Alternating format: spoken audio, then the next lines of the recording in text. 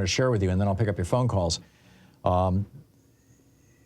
You'll recall that after we bombed Japan in 1945, there was an explosion of, no pun intended, of leukemia, cancers in general, but leukemia in particular.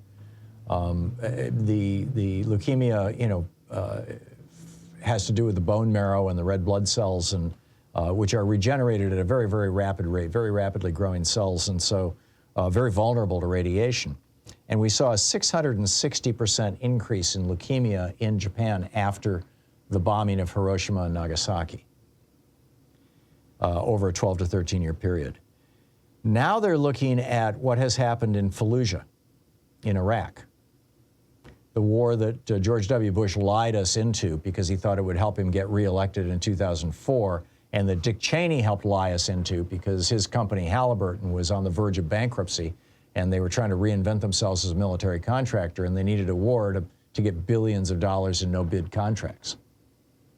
So these two guys, Bush and Cheney, lied us into this war, and now we're discovering that this was a study that was just released, that in Fallujah, keep in mind, 660% increase in leukemia in Hiroshima and Nagasaki. In Fallujah, leukemia rates are up 2,200%. Along with an explosion of congenital anomalies, commonly referred to as birth defects.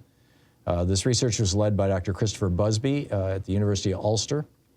That showed that these doctors' observations were also backed up by the data. In addition to a huge increase in leukemia, Busby and his colleagues found a 1,260% increase in rates of childhood cancers in Iraq, and a 740% increase in brain tumors, which, by the way, is what President Biden's son, Beau, got after he was in Iraq, exposed to the same thing. I'm assuming that most of this probably has to do with depleted uranium. Infant mortality rates are 820% higher in Iraq than they are in Kuwait next door, where there wasn't a war. This is, truly a tragedy, and the outcome of the war.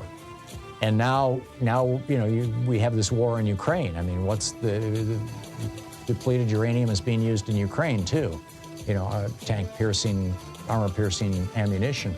What is this going to do to the Ukraine's children going forward? War is just a terrible, terrible thing.